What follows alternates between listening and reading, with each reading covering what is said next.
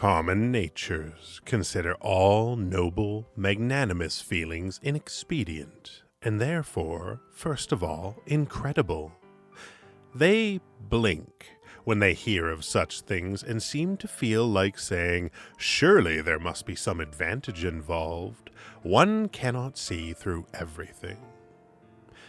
They are suspicious of the noble person, as if he surreptitiously sought his advantage. When they are irresistibly persuaded of the absence of selfish intentions and gains, they see the noble person as a kind of fool. They despise him in his joy and laugh at his shining eyes. How can one enjoy being at a disadvantage? How could one desire, with one's eyes open, to be disadvantaged? Some disease of reason must be associated with the noble affection. Thus they think and sneer, as they sneer at the pleasure that a madman derives from his fixed idea. What distinguishes the common type is that it never loses sight of its advantage, and that this thought of purpose and advantage is even stronger than the strongest instincts.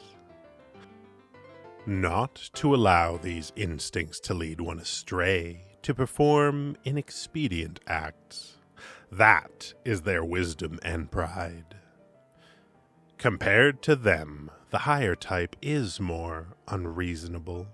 For those who are noble, magnanimous, and self-sacrificial do succumb to their instincts, and when they are at their best, their reason pauses. An animal that protects its young at the risk of its life, or that during the mating period follows the female even into death, does not think of danger and death. Its reason also pauses, because the pleasure in its young or in the female and the fear of being deprived of this pleasure dominates it totally. The animal becomes more stupid than usual, just like those who are noble and magnanimous. They have some feelings of pleasure and displeasure that are so strong that they reduce the intellect to silence or to servitude. At that point their heart displaces the head, and one speaks of passion. Now and then we also encounter the opposite and, as it were, the reversal of passion. For example, somebody once laid a hand on Fontenelle's heart, saying to him, "What you have there, dear sir, is another brain."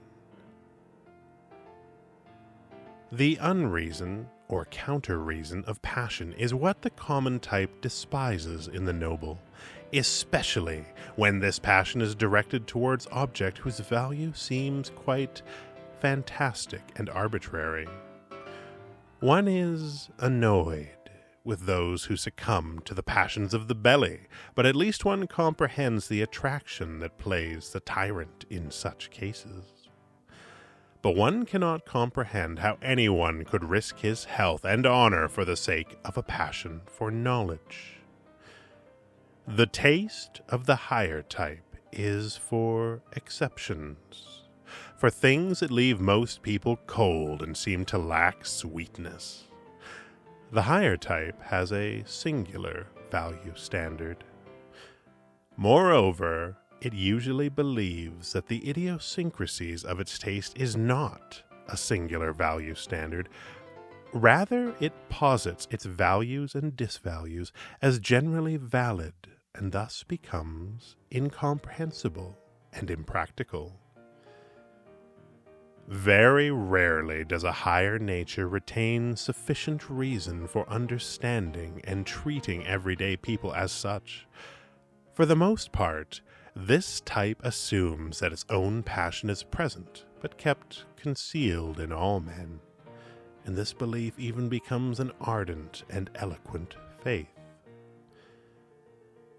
But when such exceptional people do not see themselves as the exception, how can they ever understand the common type and arrive at a fair evaluation of the rule?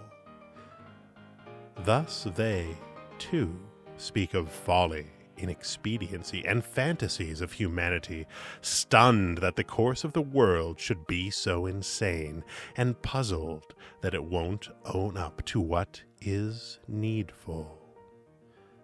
This is the eternal injustice of those who are noble.